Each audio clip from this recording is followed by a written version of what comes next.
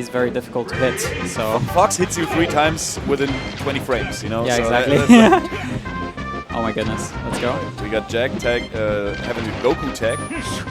Maybe he's gonna get into the new Dragon Ball Z game that's coming out soon. Possibly. Maybe. Or maybe he's a subscriber of Fuzziness. That's possible too. That's possible as well. So yeah, Fuzziness definitely used this tag all the time. Yep. The Goku tag. Nice up air. Then he misses his waveland. That's unfortunate for Ganon players because like most of the movement that Ganon can do to keep up with those quick characters as Fox and Falcon and Falco and stuff is his waveland game. Yeah. And I feel like a slow character like Ganondorf also has to move very preemptively to stand a chance against Fox. And he has to make the right reads, basically. He has to be at the right place at the right time. That's true. And that's what makes a player like Kage so good when you see him play against Spaceys. I think that's the truth for a lot of low-tier characters. Yeah. I mean, like, every character is like somewhat viable up until a certain point, but it becomes increasingly difficult to keep up with more and more reactionary gameplay of the Space Animal and top-tier players. Yeah. The good characters are often good because they're fast. Yeah. They have good moves, and they also have good anti-crouch cancel options usually. Yeah, that's true. Fox and Falco are famously with their shines. Yeah, they have shines. Some characters have more trouble against crouch cancel, like Sheik maybe and Pikachu. But even those characters have strengths that make up for this weakness overall. Yeah. Ganon, on the other hand, has wave landing. Yeah. Ganon's wave landing is definitely a key to making the Fox player do big mistakes. Yeah. I don't know if it was the same thing like all over the world, but when I started playing Smash competitively in like 06, 07, that we had like one Ganon player in Germany, and we always used to refer to that super long Ganon waveland as Monster Waveland. I don't know. I don't know if that's a thing like all over the world, but we used to call it Monster Waveland. That's pretty fitting. Yeah, it is. All right. Doesn't go for the up air there. Also, Ganon's recovery, while being very, very transparent, it goes quite far. So in most cases, you will either have to like kill him from below the stage level, or you will just have to wait for him to come back, because he will come back if he doesn't, touch the blast zones. Yeah, for sure. The aerial wizard's foot is really useful for that. Definitely, yeah. You gain so much height actually. So much, distance. It's definitely a lot. It feels better than Falcon's, because it always feels like he can go further. Yeah, that's true.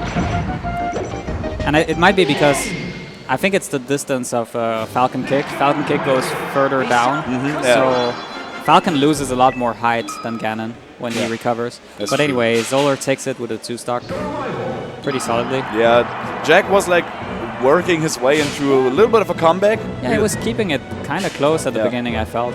But then like Jack took 2 stocks in a row, so they were 2 stocks apiece, but then Zoler turned on the Jets, and it's difficult for Ganon to keep up with that. Oh, wow. Oh, no. This might be what Jack needs. Okay, up throw. This is a problem with the heavier characters. When you up throw them, you don't necessarily get a guaranteed up air. Yeah, that's true. So generally, it's more of a mix-ups at these lower percents for Fox. You gotta either wait for him to react to whatever he's doing. So if he goes for a double jump, you can go for an up aerial, for example, for Ganon to get him in an uncomfortable spot. Or you punish his landing. Exactly, or you punish the landing. But the thing about the punishing the landing is that if he doesn't throw out an aerial, he will wave land. Exactly. Somewhere. Like yeah, exactly. That's why wave landing is so good. And for newer players, I definitely recommend learning it. It's very useful to mix up your landing options. Definitely. Oh no.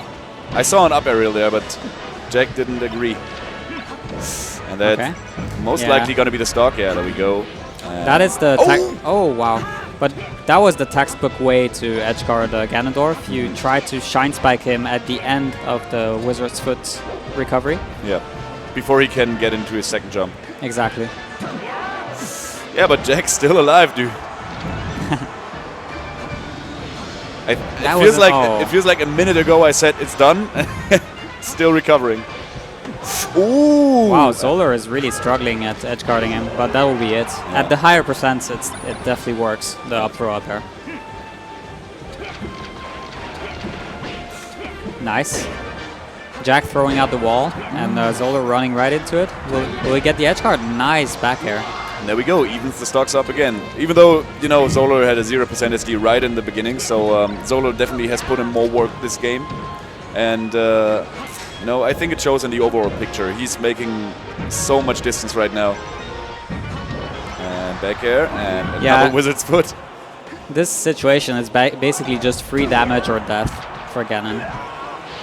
I like the option to go for the guarding the ledge and then going onto the stage, punishing the leg with a wave shine up smash. Yeah. Because he realized that he was already at like 150%. So, yep. What are you gonna do? Wave shine up smash is very solid kill setup for Fox. Okay. It works against a lot of characters. Ooh, he didn't go for the grab there. Decided to jab for some reason. Yeah, I wonder why he even chose Final Destination as a stage if he doesn't go for the chain grabs. He rarely gets any grabs. Possibly it's because Zoler is so elusive that he can't get any grabs in.